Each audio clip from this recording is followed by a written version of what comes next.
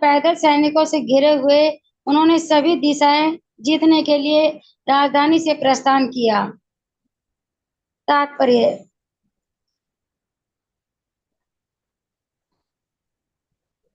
महाराज परीक्षित अपने पितामह अर्जुन से इस बात से भिन्न थे कि उनके रथ की खींचने वाले घोड़े श्वेत रंग के न होकर काले रंग के थे। उनकी ध्वजा का चिन्ह सिंह था, जबकि उनके पितामह की ध्वजा पर हनुमान जी चिन्हित थे। महाराज परीक्षित जैसा राजसी जुलूस जिसमें सुसज्जित रथ, घोड़े, हाथी पैदल सिपाही तथा बैंड थे, नेत्रों को अत्यंत सुहावना लगने वाला था, लेकिन साथ ही ऐसी सभ्यता का प्रतीक है कि जो लड़ाई के मैदान में भी सौंदर्य परक था। दूसरा, नहीं माता जी, हरे हरे कृष्ण माता। हरे कृष्ण। जैसा परितराज, जो लोग इन श्रमित हैं, जो ये भावनाओं से ग्रसित हैं और धर्मात्माओं को परिवहन कर रहे हैं, उनसे अब युद्ध करने के लिए वो बल रहे हैं। तो यहाँ पे अपने पिता अर्जुन से में भिन्न थे। अर्जुन के वो श्वेत के घोड़े थे, और जो परीक्षित महाराज का घोड़ा है तो वो घोड़े श्वेत न होकर के वो काले रंग के थे, और उनकी ध्वजा पर सिंह का चिन्ह अंकित है, और जो उनके पितामह यानी अर्जुन के ध्वजा है उनपे हनुमान जी का चिन्ह अंकित था। इस तरह से ये थोड़ा कंपैरिजन दिखाया है। तो बाकी जो पैदल सैनिक है, घोड़े की दल, बैंड, जो होता है जो एक सेना में होता है, तो वो सारी चीजें यहाँ पर है।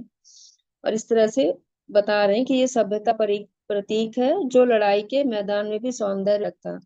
उसमें कल एक और भी अच्छी थी, पर महाराज ये चीज था, कलयुग का मान जो है, उनको बात तो नहीं लगी, लेकिन क्योंकि भाई आपकी उनके आवाज कल की युद्ध तरह कट रही है।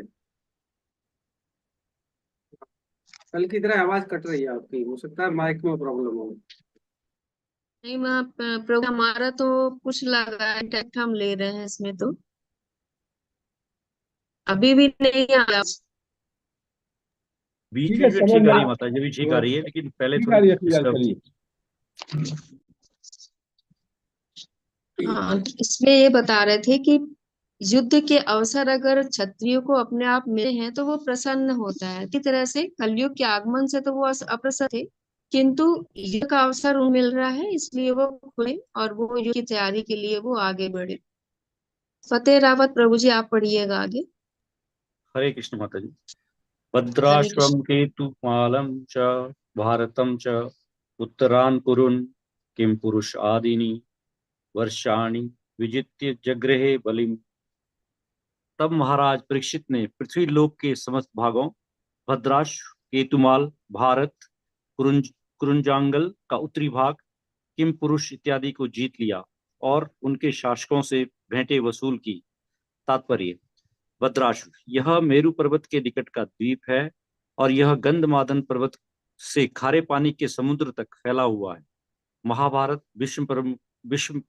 भीष्म पर्व के 7वें स्कंद के 14 अध्याय के 18वें श्लोक में इस द्वीप का वर्णन है। संजय ने महाराज धृतराष्ट्र को इसका वर्णन सुनाया था।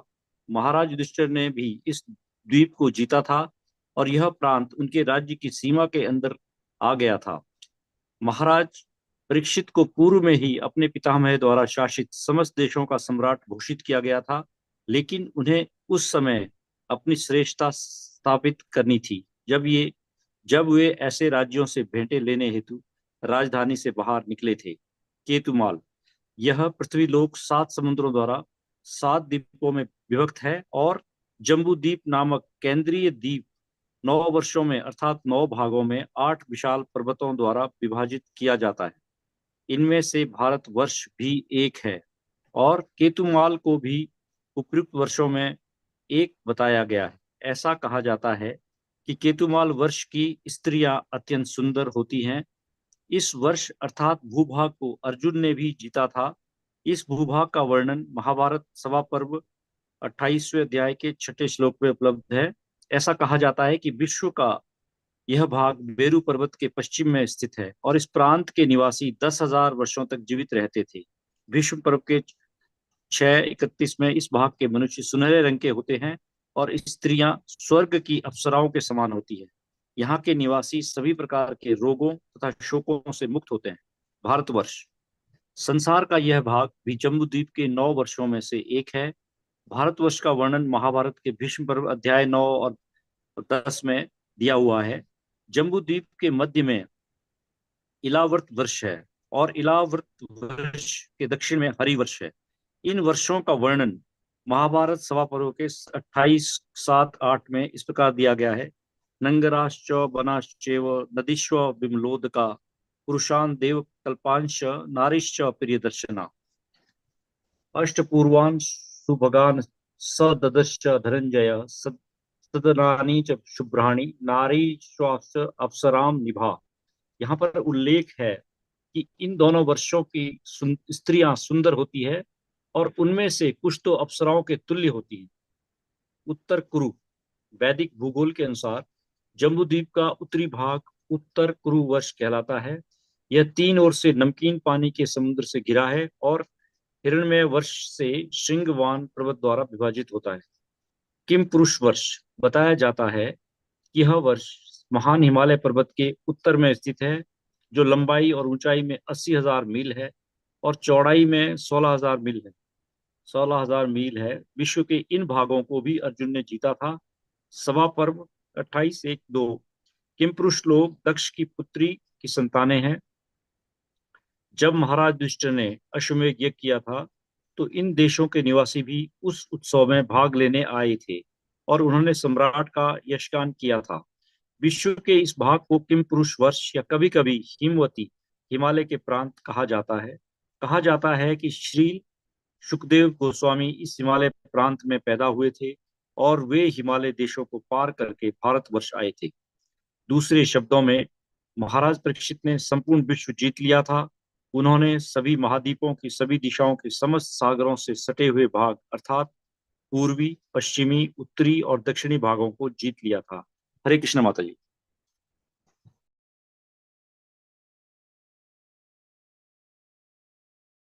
आवाज नहीं आ रही माता जी। हरे कृष्णा।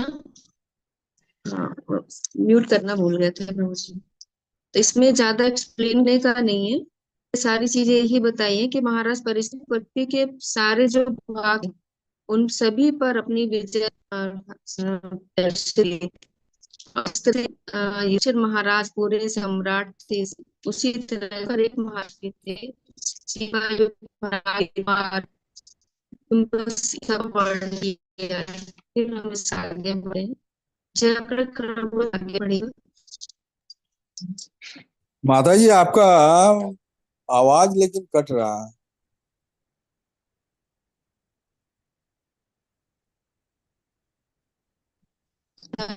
जी ऐसा लगता है बाकी सब ठीक है, लगा हुआ है। आवाज नहीं आ रही है माता जी ठीक से। कल भी थोड़ा यही प्रॉब्लम हो रही थी, आज भी वही हो रही है। जयप्रकाश प्रभु जी आप आइएगा। ठीक है माता जी, आवाज मिल रही है? जी आ रही है प्रभु जी। तो जैसा कि माता जी ने कहा, इसमें अभी बताया भी, इस प्रसंग में इतिहास के सारी चीजों के बारे में कौन कहाँ है उसके बारे में सिर्फ बताया गया है। इसमें ऐसी कोई चीज नहीं है। तो हम लोग आगे बढ़ते हैं। हरे कृष्णा प्रभु जी। हाँ जी माता जी प्रभु बोलिए। जी ये जो साइज बताई गई है जम्बू द्वीप की, ये प्रभुपाद जी ने बताई है कि उसमें भागवत जी में लिखा हुआ है? हाँ, ये भागवत के प्रसंग का दिया है, उसमें जो श्लोक दिया है, जैसे भीष्म पर्व का है। हाँ, महाभारत के भीष्म पर्व में 7वें अध्याय का 14वां से लेकर 18वां श्लोक में इसका वर्णन दिया हुआ है। तो ये जगह जगह के बारे में, एक इतिहास के बारे में बताया गया है कि इन सब का जिक्र हमारे महाभारत में है। महाभारत का भी लिंक इस भागवतम से है। तो है पृथ्वी पर जितनी भी चीजें संसार में है वो सब एक दूसरे से जुड़ी हुई हैं। महाभारत में जितनी बातें हुई हैं वर्तमान में चाहे आगे कहीं ना कहीं हो रही हैं और आगे भी होती रहेंगी। और जो महाभारत में नहीं है वो कहीं भी नहीं मिलेगा आपको। ये हर घर में मिलेगा और संसार में मिलेगा। ठीक है माता जी, अगले श्लोक को लेते हैं हम लोग। जी, हरे कृष्ण। हरे कृष्णा प्रभु जी। प्रभु जी, यहाँ पे जो वर्ष शब्द का मीनिंग क्या आया हुआ है यहाँ पे? इसका माता जी वर्ष वर्ष वर्ष, वर्ष इस मुझे वर्ष लगता है ये अर्थात भारतवर्ष, हाँ, जैसे जैसे भारतवर्ष है भारतवर्ष हुआ, इला वर्ष ऐसे हुआ, वर्ष। ये वर्ष क्या का वर्ष मतलब का भूभाग, मतलब? वर्ष का मतलब भूभाग, भूभाग जमीन का हिस्से का नाम है वर्ष। आप वर्ष के ठीक सामने लिखा हुआ है भूभाग। हरे कृष्णा माता जी प्रभु जी, इसमें जो डायमेंशन दिया गया है, जैसे ये किम पुरुष वर्ष है, तो इसका 80,000 मील और 16,000 मील, अब ये तो भारतवर्ष से भी कई गुना ज्यादा है। तो ये इसका डायमेंशन ये कौन सा क्षेत्र माना जाए? हिमालय पर्वत के उस पार, ये चाइना वाला क्षेत्र आएगा, कौन सा क्षेत्र आएगा पता नहीं। अब इसके बारे में किसी वरिष्ठ वैष्णव से जब सुना पूछा जाएगा हम लोग, क्योंकि हम लोग को भी आइडिया हाँ, नहीं है, उनसे क्लास में ले पूछ सकते हैं। हरे नोट कृष्णा। कर लिया जाता है और किसी वरिष्ठ वैष्णव से इसके बारे में हम लोग चर्चा करेंगे। यह इतिहास की बातें जो दी गई हैं, मतलब इसके पूरे विश्व में अलग अलग देशों के वर्तमान जो परिवेश है, महाभारत काल में उसके नाम कुछ हुआ करते थे, उसके बारे में शायद है, जो अगले बार आते हैं गौरव प्रभु और उनसे भी जिक्र किया जाएगा या किसी वरिष्ठ से। ये सारी चीजों का तात्पर्य ये है, जो मैंने आज सवेरे, आज उठा हूं तो सवेरे मेरे मन में एक जिज्ञासा हुई। कल माता जी ने कहा था कि राधे राधा माँ का और भगवान कृष्ण की कृपा हुई तो कोई ना कोई गुरु मिलेंगे। तो इसी अध्याय के हम लोग तीसरे में जो पढ़े हैं, वहां एक प्रसंग में बात आई है, उसके भावार्थ में तात्पर्य में, कि महाराज परीक्षित जैसे राजा के लिए भी मार्गदर्शन हेतु गुरु की आवश्यकता थी। ऐसे मार्गदर्शन के बिना आध्यात्मिक जीवन में प्रगति कर पाना संभव नहीं। गुरु को प्रमाणित होना चाहिए और जो आत्म साक्षात्कार के लिए इच्छुक रहते हैं उन्हें वास्तविक सफलता प्राप्त करने हेतु प्रमाणित गुरु की शरण लेनी चाहिए।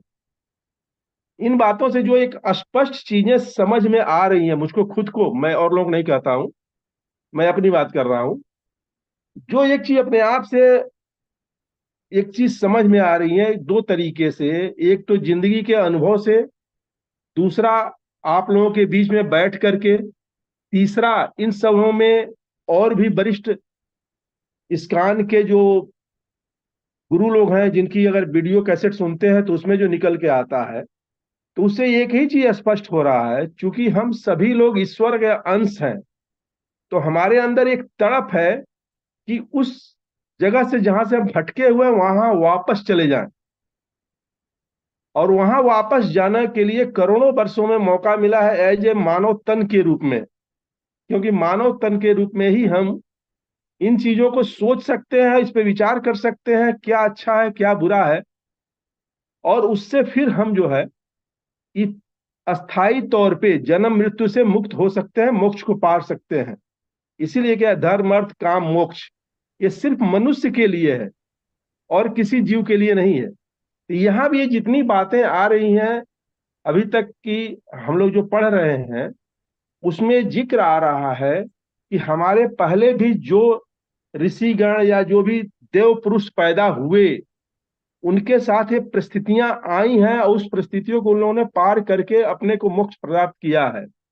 हम लोग भी ये, जैसे प्रभुपाद जी की किताबों में बार बार एक बात आती है कि आध्यात्मिक चीजें जो हैं ये प्रमाणित की नहीं जाती, ऑलरेडी प्रमाणित हैं, हमें विश्वास करके इस पे चलना ही होगा। इसमें हम तर्क वितर्क करके जानकारी तो हासिल कर सकते हैं, लेकिन हम मुक्ति की तरफ नहीं बढ़ेंगे। क्योंकि एक चीज मेरा खुद का अनुभव है कि आप जो ठान लेते हैं, मान लेते हैं, वह घटना आपके जीवन में घटती है। अब इसको उदाहरण स्वरूप मैं आपको छोटी सी एक चीज दूं कि आप भी बचपन में कभी साइकिल चलाए होंगे तो दिमाग में कभी आता है कहीं लड़ न जाऊं, कोई पत्थर देख के, कोई खंभा देख के लड़ न जाऊं, और ऐसा आप केंद्रित होते हैं, जाके लड़ जाते हैं। तो ये चीजें बताती है कि अगर हम एकाग्रचित हो करके कोई भी काम करें तो उसमें हमें सफलता जरूर मिलती है।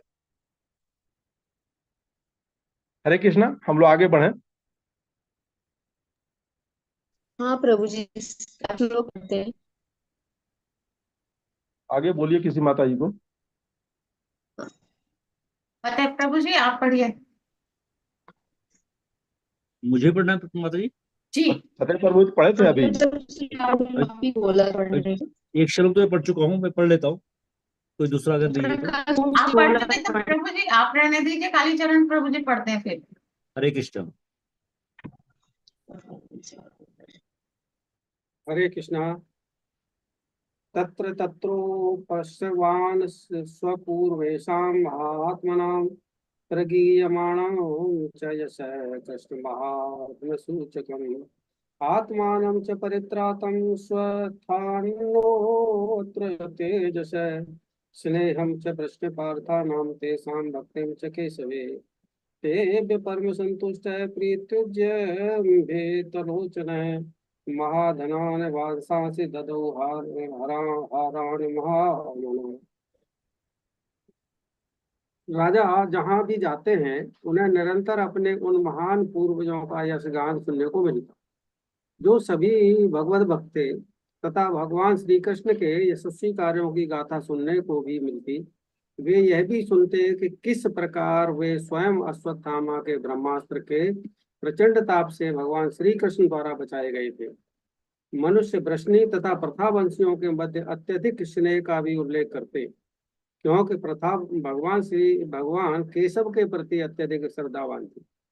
राजा ने ऐसे यशगान करने वालों से अत्यधिक प्रसन्न होकर परम संतोष के साथ अपनी आंखें खोली। उदारतावश उन्होंने प्रसन्न होकर उन्हें मूल्यवान मालाएं तथा वस्त्र भेंट किए। तात्पर्य, राजाओं तथा राज्य के बड़े बड़े मनुष्यों को स्वागत के संबोधनों द्वारा मान दिया जाता है। यह प्रथा अनादिकाल से चली आ रही है। महाराज परीक्षित तो विश्व के विख्यात सम्राटों में से थे, अतः वे विश्व के जिन जिन स्थानों में जाते वहीं उनको मानपत्र दिया जाता। इन संबोधनों के विषय होते थे भगवान श्री कृष्ण। श्री कृष्ण का अर्थ है श्री कृष्ण तथा उनके सनातन भक्त। जिस प्रकार राजा का अर्थ होता है राजा तथा उसके विश्वास पात्र दरबारीगण, कृष्ण तथा उनके अनन्य भक्तों को विलग नहीं किया जा सकता। अतः भक्त के यशगान का अर्थ है श्री भगवान का यशगान, और श्री भगवान के यशगान का अर्थ है भक्त का यशगान। महाराज परीक्षित को अपने पूर्वज महाराज युधिष्ठिर तथा अर्जुन का यशगान सुनकर इतनी प्रसन्नता न होती यदि वे सब भगवान श्री कृष्ण के कार्यकलापों से जुड़े नहीं होते। श्री भगवान अपने भक्तों का उद्धार करने, परित्राणाय साधुनाम के उद्देश्य से ही अवतरित होते हैं।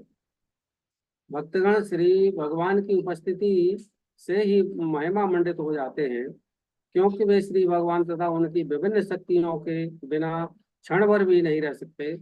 भक्तों के लिए श्री भगवान अपने कार्यों तथा महिमा से उपस्थित रहते हैं। अतएव जब श्री भगवान के कार्यों द्वारा उनका यशगान किया जा रहा था तो उन्हें श्री भगवान की उपस्थिति का अनुभव हुआ। विशेष रूप से जब श्री भगवान ने माता के गर्भ में ही उनकी रक्षा की थी। श्री भगवान के भक्त कभी संकट में नहीं होते, किंतु भौतिक जगत में वे ऊपरी रूप से भयावह परिस्थितियों में पड़ जाते हैं, क्योंकि यह जगत कदम कदम पर संकटों से भरा हुआ है। अतएव जब श्री भगवान द्वारा भक्तों की रक्षा होती है तो श्री भगवान का यशगान किया जाता है। यदि पांडव जैसे भगवत भक्त कुरुक्षेत्र के युद्ध में संलग्न न होते तो भगवान श्री कृष्ण कभी भी श्री मद्भगवत गीता के उद्घोषक के रूप में महिमा मंडित न किए जाते। स्वागत उद्बोधन में श्री भगवान के ऐसे समस्त कार्यों का उल्लेख था। अतएव महाराज परीक्षित ने पूर्ण रूप से संतुष्ट होकर ऐसे मान पत्र भेंट करने वालों को प्रसिद्ध किया।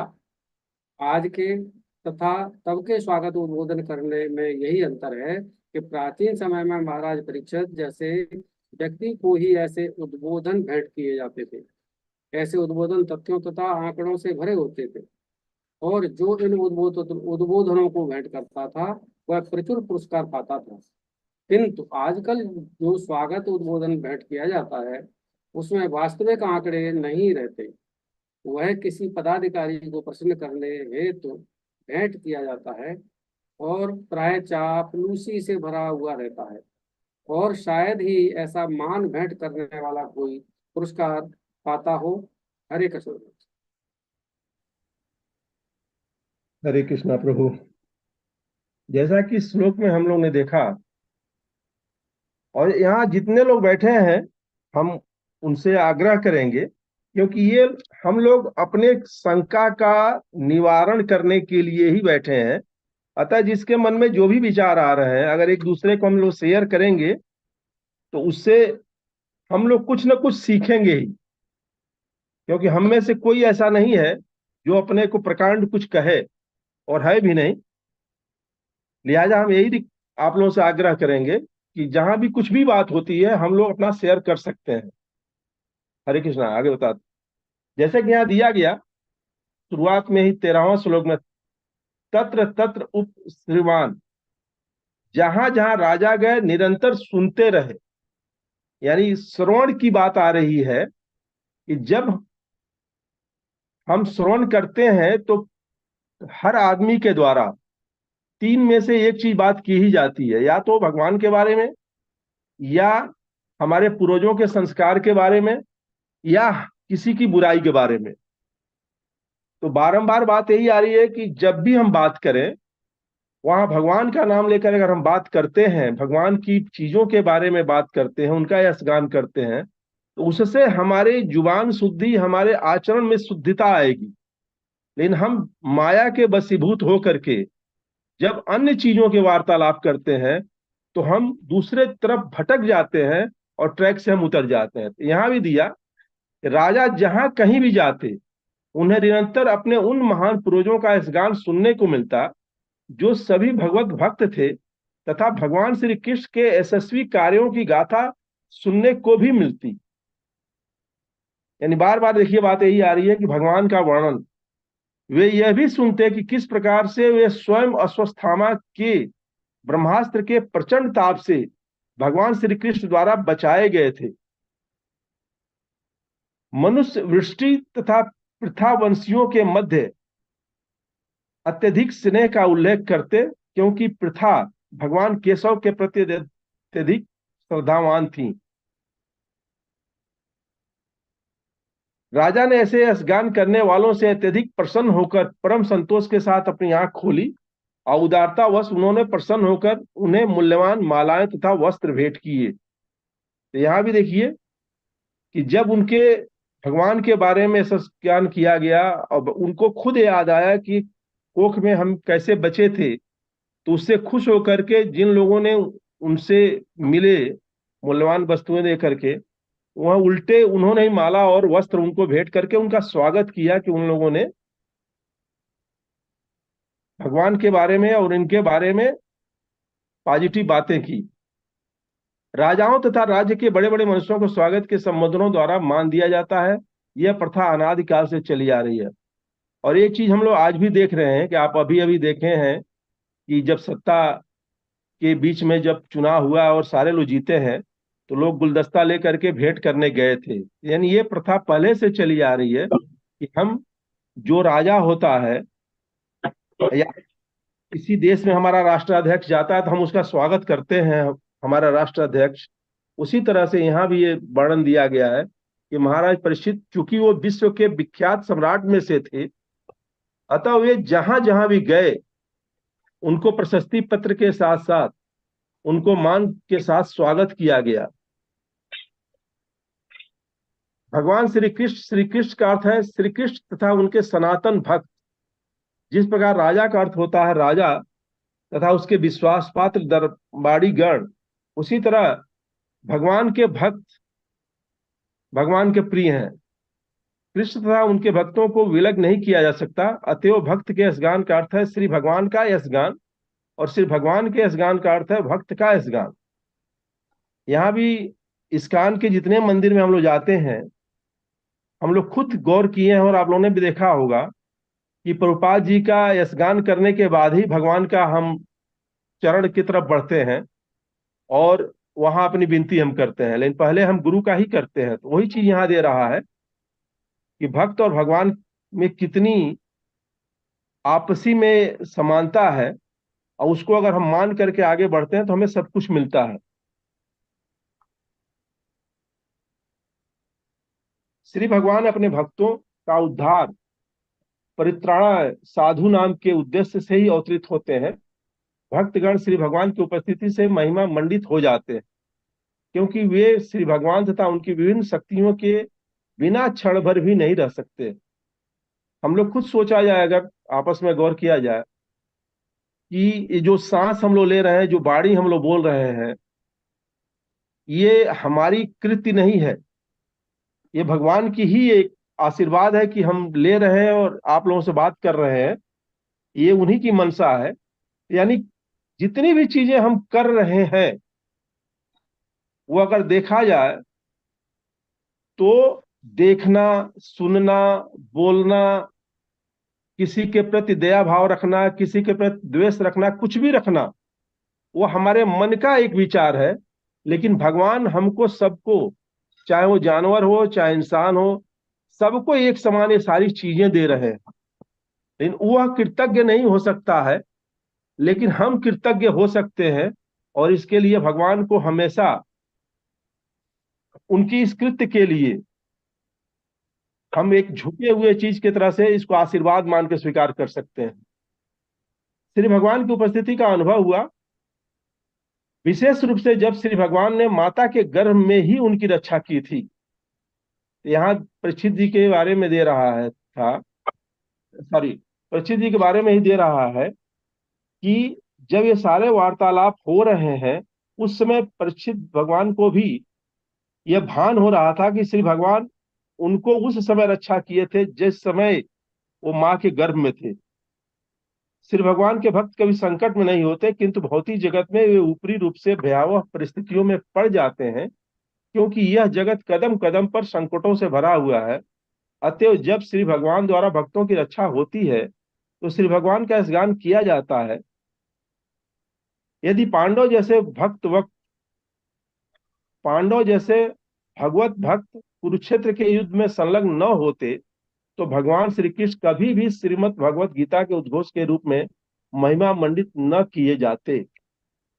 अब देखिए, महाभारत के इस प्रसंग के द्वारा हम लोग खुद इस प्रसंग के बारे में एक दूसरे से चर्चा भी कर रहे हैं, उससे हम लोग आत्मसात भी कर रहे हैं और अपने आत्मबल को, अपने आत्मविश्वास को किधर ले जाना है ये भी हम प्रेरणा पा रहे हैं।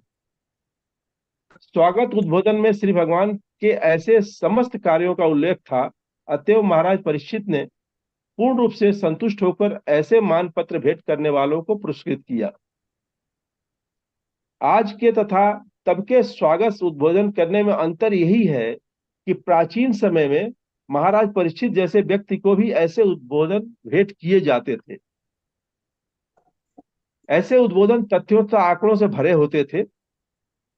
जो उन उद्बोधनों को भेंट करता था वो प्रचुर पुरस्कार पाता था। किंतु आजकल तो स्वागत उद्बोधन भेंट किए जाते हैं, उसमें वास्तविक आंकड़े नहीं रहते, वह किसी पदाधिकारी को प्रसन्न करने हेतु भेंट किया जाता है और प्रायः चापलूसी से भरा हुआ रहता है। शायद ऐसा मान भेंट देने करने वाला कभी कोई पुरस्कार पाता हो। अब यहाँ पर एक चीज मुझे समझ में आ रही है, जो चीजें कि यहाँ जो ये प्रशस्ति पत्र की बात आ रही है, यहाँ लोगों ने भगवान की जितनी भी उस समय क्रिया हुई थी, उस क्रिया के द्वारा उनको बताया। परीक्षित महाराज को दे रहे थे लोग, और उसी पर वो खुश होकर के उन लोगों ने उनको उस समय के साधन के अनुसार वस्त्र और सारी चीजें दिए। लेकिन आज के डेट में क्या है, यही देख लीजिए कि अगर वो भले किसी को दिए हैं, लेकिन अगर वो पदाधिकारी जीत जाता है तो हम जाके चापलूसी करते हैं अधिकतर लोग कि वोट उसी को दिए हैं। और ये बात इसीलिए आई कि मैं फिर आप लोगों को ले जाऊंगा प्रसंग उसी 3-4 में कि कलयुग का अर्थ है कुव्यवस्था तथा कलह। यानी कि आज हम जिस दौर में हैं ये वहां शुरू हो रहा था और ये चीज परीक्षित भगवान को दिखाई दे गई थी, और उसी के बचने के लिए भगवान शास्त्र के रूप में हम लोगों के बीच में है, जिससे हम इनको जान करके अपने बारे में आगे का रास्ता बना सकते हैं। हरे कृष्णा प्रभु। और किसी कुछ बताना हो तो कृपया अगर बतावें।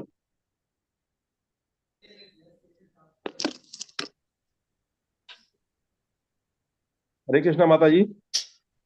थैंक यू प्रभु जी, धन्यवाद। आगे पढ़िए नंदिनी माता जी।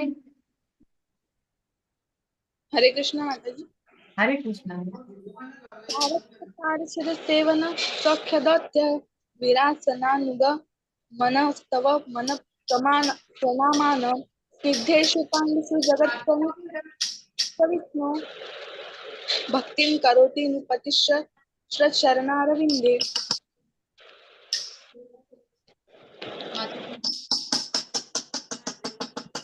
परीक्षित ने सुना कि जिन भगवान कृष्ण विष्णु की माता आज्ञा जी, एक मिनट सब जी अपने अपने फोन म्यूट कर लीजिए प्लीज। भावना जोशी माता जी, आपकी तरफ से आवाज बहुत आ रही है। और पूजा पहुआ। सॉरी माता जी।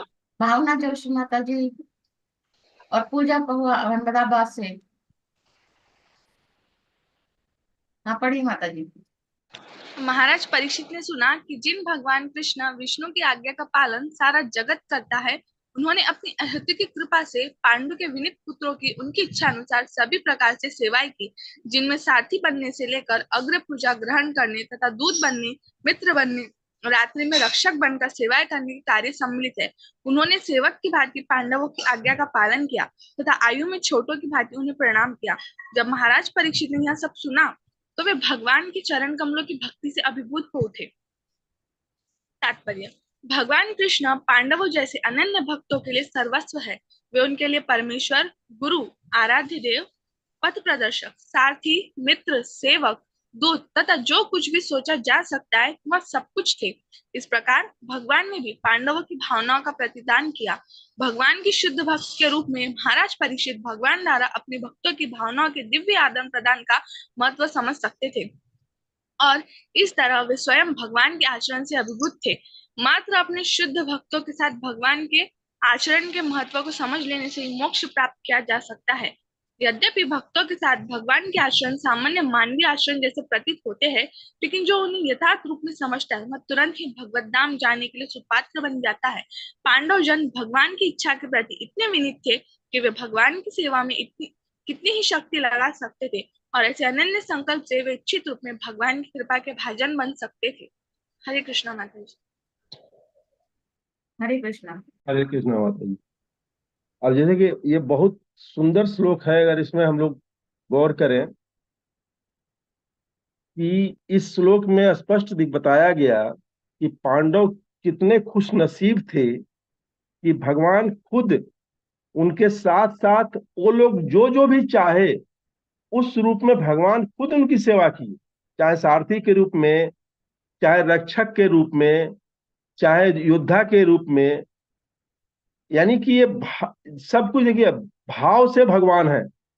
जो मुझे आभास हो रहा है, जरा गौर करिए कि इन सारे तथ्यों के द्वारा हमारे अंदर यह भाव पनपे कि जो सकारात्मक रहेगा भगवान के प्रति, उसके सामने कष्ट तो आएंगे, लेकिन कष्ट उसी तरह से छट जाएंगे जिस तरह से सवेरे सूर्योदय होते ही अंधकार छट जाता है।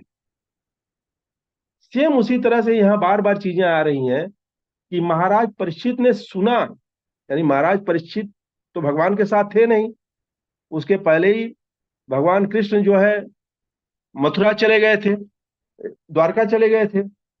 लेकिन उन्होंने जब सुना अपने पिता लोगों के बारे में कि उनके साथ साथ भगवान उनके रहे उनके साथ, तो उससे वो उनके प्रति किस तरह से समर्पित हो चुके हैं वही इसमें दिखाया गया कि उन्होंने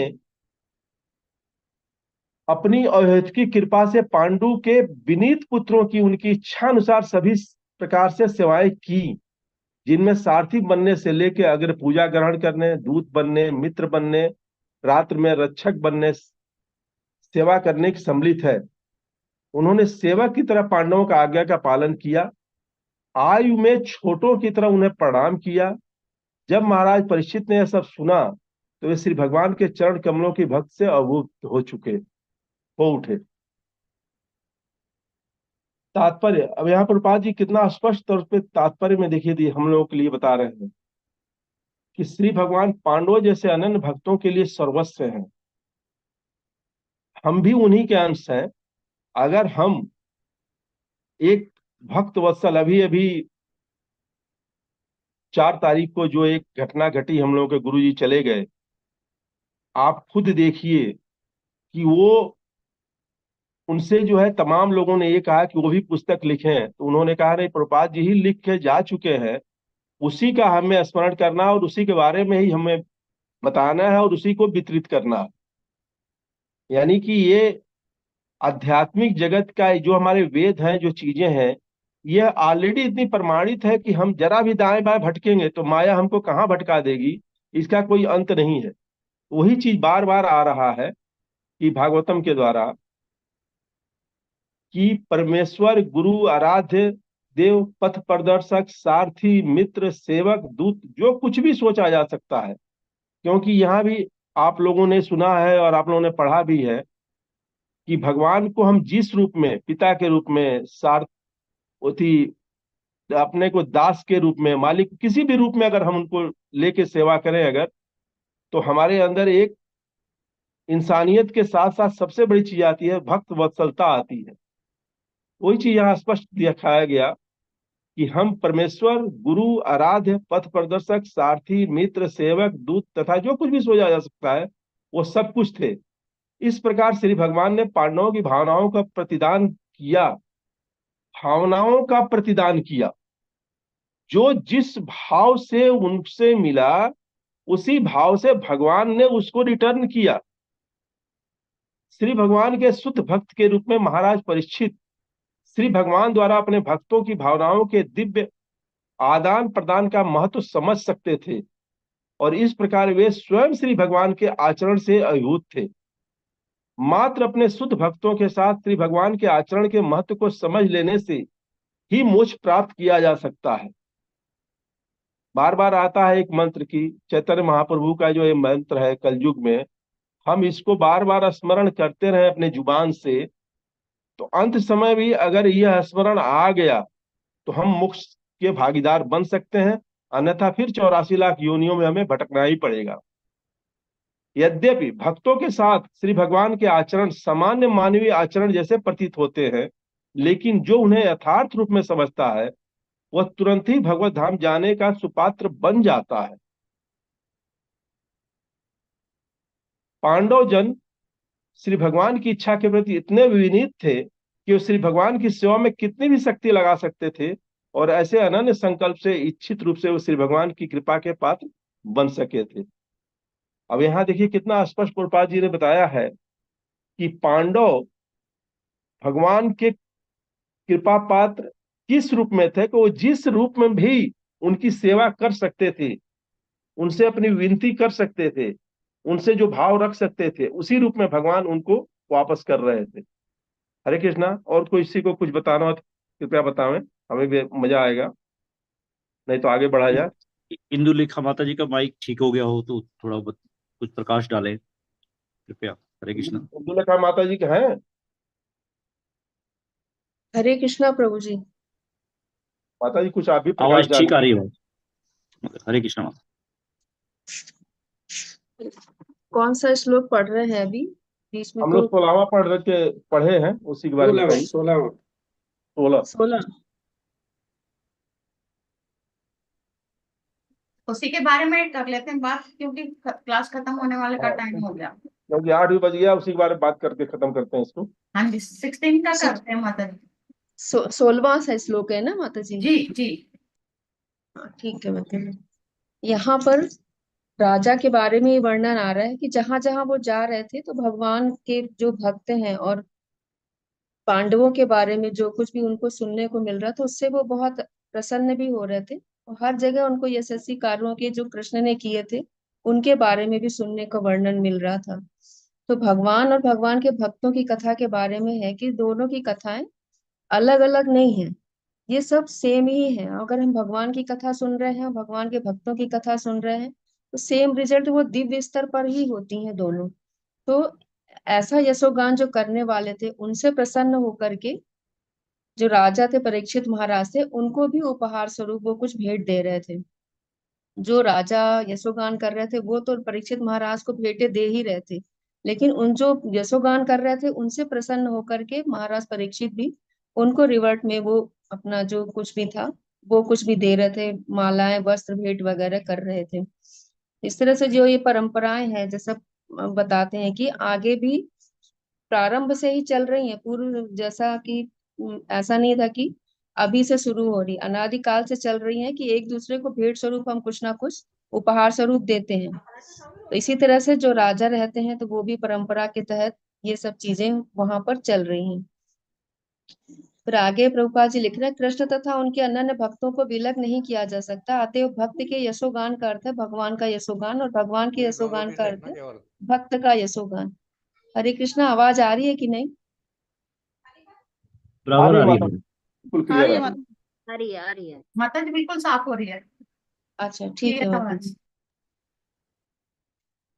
महाराज परीक्षित को अपने पूर्वज महाराज युधिष्ठिर तथा अर्जुन का यशोगान सुनकर इतनी प्रसन्नता ना होती यदि वे सब भगवान कृष्ण के कार्यकलापों से जुड़े ना होते। तो ये बहुत इंपॉर्टेंट बात है कि जो भी हमारी वार्तालाप हो वो हमें आनंद तभी प्रदान करती है जब वो कृष्ण से संबंधित हो। तो अगर हमारी वार्तालाप में कृष्ण नहीं है तो वो वार्तालाप आत्मा को हमारे संतुष्ट नहीं करती। तो अतः हमको भी इस बात पे बहुत समझना चाहिए कि जो भी हम वार्तालाप कर रहे हैं उसमें कृष्ण की कथा जरूर सम्मिलित हो, कृष्ण के कार्यकलाप, कृष्ण की लीलाएं, उनका रूप, उनके गुण, उनके बारे में अगर हम बात करते हैं या उनके भक्तों के बारे में बात करते हैं जो कृष्ण से जुड़े हुए हैं, तो फिर हमारे हृदय को प्रसन्नता अवश्य होती है। तो यहाँ पर ये बहुत इंपॉर्टेंट बात लिखी है कि महाराज परीक्षित को अपने पूर्वज महाराज युधिष्ठिर तथा अर्जुन का यशोगान सुनकर इतनी प्रसन्नता ना होती यदि वे सब भगवान कृष्ण के कार्यकलापों से जुड़े ना होते। सिर्फ अगर अर्जुन और युधिष्ठिर के कार्यकलापों के बारे में बात हो रही होती जो कि कृष्ण से अगर ना जुड़े होते तो वो उनको प्रसन्नता नहीं प्रदान करती, बजाय इसके जबकि वो भगवान के पार्षद ही थे। इसलिए उनको महाराज परीक्षित को भी ये जो उनके गुणगान थे वो अच्छे लग रहे थे। भगवान अपने भक्तों का उद्धार करने के उद्देश्य से ही अवतरित होते हैं। भक्तगण भगवान की उपस्थिति से ही महिमा मंडित हो जाते हैं, क्योंकि वे भगवान तथा उनकी विभिन्न शक्तियों के बिना क्षण भर भी नहीं रह सकते। तो भगवान की जो विभिन्न शक्तियां हैं उन्हीं के द्वारा ही ये सारा संसार स्वचालित है। जो हमारे अंदर भी शक्तियां आ रही हैं वो भगवान की शक्तियों से ही हम अपना कोई भी कार्यकलाप कर पा रहे हैं। तो भगवान की अगर उपस्थिति है, भगवान वहां पर है या भगवान के बारे में हम वार्तालाप कर रहे हैं तो वो उस भक्त की जो क्रियाकलाप है वो वैसे ही महिमा मंडित हो जाता है। उसके जो विचार है उनको लोग अप्रिसिएशन में देते हैं कि हाँ वो भगवान के विषय में बातें कर रहा है। अतएव जब भगवान के कार्यों तथा द्वारा उनका यशोगान किया जा रहा था तो उन्हें भगवान की उपस्थिति का अनुभव हुआ, विशेष रूप से जब भगवान ने माता के गर्भ में ही उनकी रक्षा की थी। तो भगवान के कार्यों द्वारा उनका यशोगान ये लोग जो कर रहे थे, जो भी राजा उनसे मिल रहे थे वो यशोगान कर रहे थे, तो उन्हें भगवान की उपस्थिति का अनुभव हो रहा है। कि जैसे कि अभी हम लोग भी पढ़ रहे हैं तो हमारे भी माइंड में ही वो विचार आते हैं कि भगवान कृष्ण जैसे हमारे सम्मुख उपस्थित है, हमारे मन में, हमारे विचारों में, हमारे दृश्य जो ऐसा आता है कि हाँ भगवान कृष्ण भी यहाँ पर उपस्थित है। तो ऐसा ही वो भी जब सुन रहे हैं, इनकी वार्तालाप सुन रहे हैं, तो वो उनको भी ये दृश्य उपस्थित हो रहा है कि ऐसा लग रहा है कि भगवान कृष्ण वहां पर उपस्थित ही हैं। जब उनको ये भी याद आ रहा था कि भगवान ने किस तरह से उनके माता के गर्भ में उनकी रक्षा की थी। उनको तो याद नहीं था, लेकिन जो श्रवण किया था उन्होंने बाकी लोगों से, उससे उनको ये याद आ रहा था कि भगवान ने हमारी रक्षा की थी जब हम माँ के गर्भ में थे। तो भगवान के भक्त कभी संकट में नहीं होते, किंतु भौतिक जगत में वे ऊपरी रूप से भयावह परिस्थितियों में पड़ जाते हैं, क्योंकि यह जगत पद पद पर संकटों से भरा हुआ है।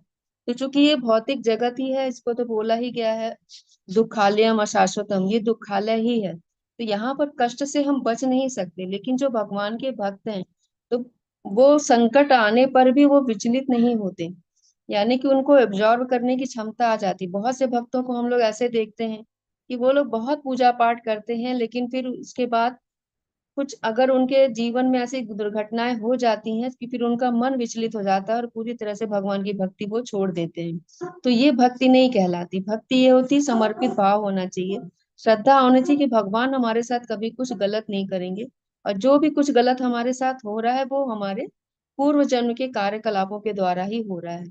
तो इस तरह से हम अगर विचार लेते हैं तो जो हमारे ऊपर संकट आता भी है तो वो इस तरह से निकल जाता है कि हमको पता नहीं चलता। और आचार्य बताते हैं कि भगवान के संरक्षण में जब हम रहते हैं तो हमारे ऊपर कैसा प्रभाव पड़ता है, जैसे कि अगर हम बारिश में निकल रहे हैं तो एक छाता लेकर के चलता है और एक बिना छाता लिए। तो बिना छाता लेकर के जो चल रहा है वो तो बिल्कुल बारिश में भीग जाएगा, और जो छाता लेके जा रहा है वो कम भीगेगा तो वो भी, लेकिन कम भीगेगा। उसी तरह से भक्त जब भगवान के संरक्षण में रहते हैं तो उनको ऊपर कष्ट तो आता है, लेकिन वो कष्ट इतना हल्का होता है कि वो उनको छू करके निकल जाता है, उनको प्रभाव उतना ज्यादा नहीं पड़ता। और जब भगवान के भक्त भक्ति करना शुरू करते हैं तो भगवान उनकी परीक्षा भी लेते हैं।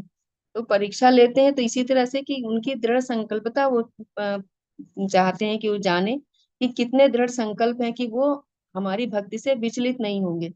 पद पद पर उनके एक संकट आता है लेकिन वो बिना विचलित हुए भक्ति करते रहते हैं। जैसे हम पांडवों को भी देखते हैं, पांडवों के जीवन में हमेशा ही कुछ ना कुछ कष्ट आते रहे। तो जब युधिष्ठिर महाराज से कहा गया कि आप लोग इतने राजा होकर के भी जंगल में दर दर पे भटक रहे हैं, तो उन्होंने कहा कि हम लोगों को यहाँ पे कितना आनंद है, जगह जगह पे हम लोगों को भगवान की कथाएं सुनने को मिल रही है, भक्तों का संग मिल रहा है, साधु संग मिल रहा है, इससे अच्छा हमारे लिए क्या है। तो भक्त विपरीत परिस्थितियों में भी सुख का अनुभव करते हैं क्योंकि वो शरणागत रहते हैं और भगवान जो करते हैं उनके ऊपर पूर्ण श्रद्धा रहती है कि हाँ जो भी कुछ कर रहे हैं वो हमारे लिए अच्छा है। तो इस तरह से कोई भी संकट अगर उनके ऊपर आता है तो वो उनसे विचलित नहीं होते।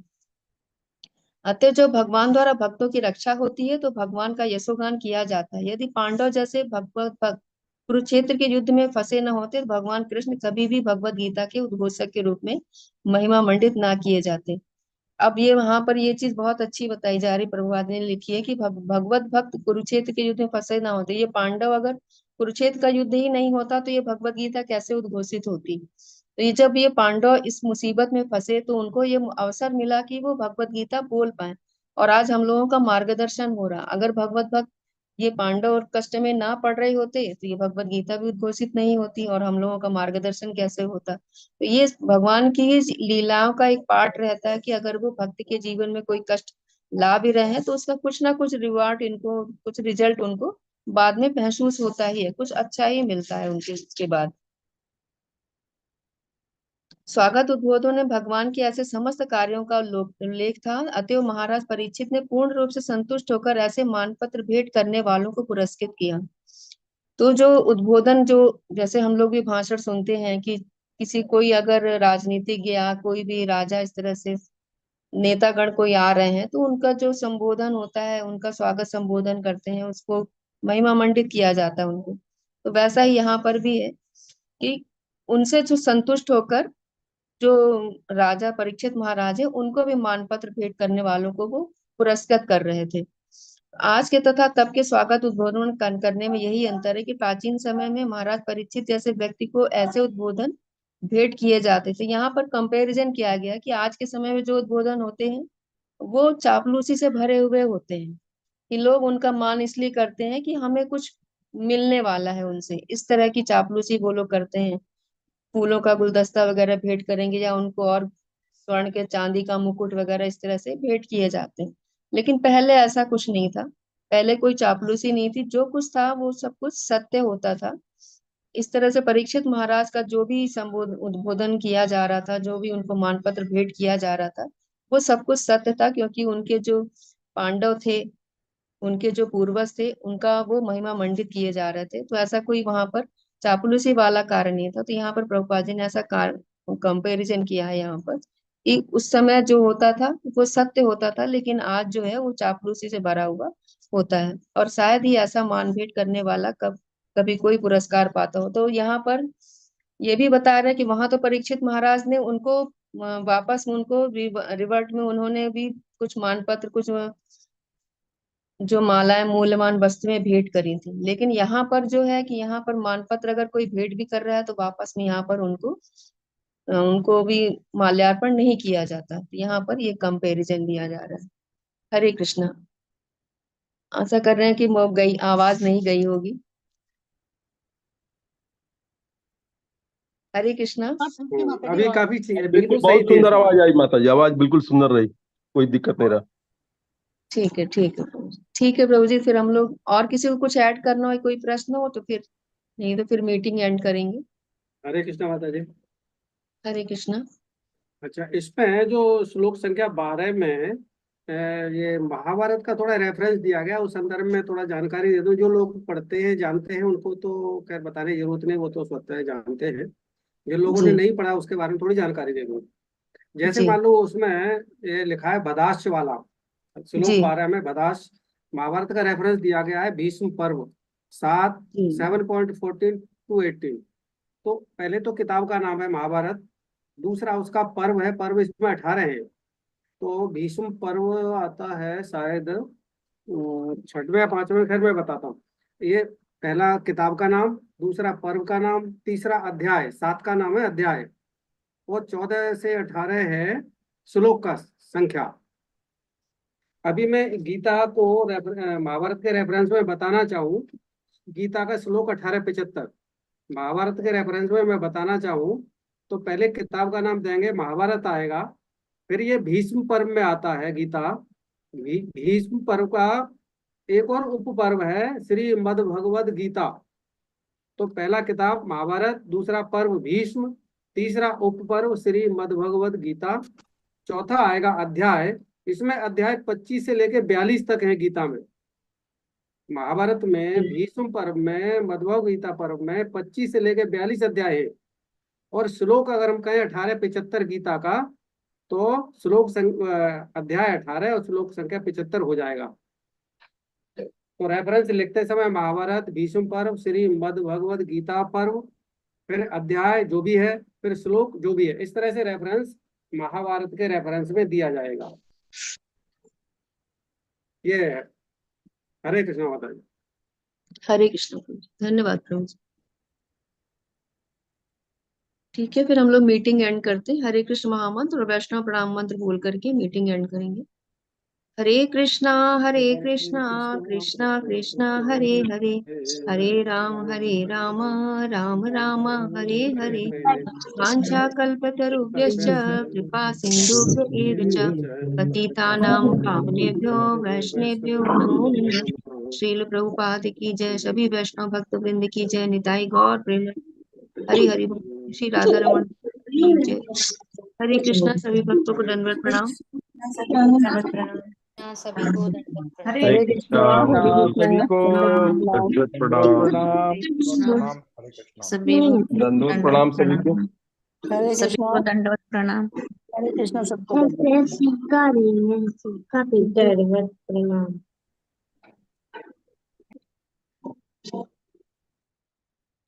हरे कृष्णा दंडवत प्रणाम।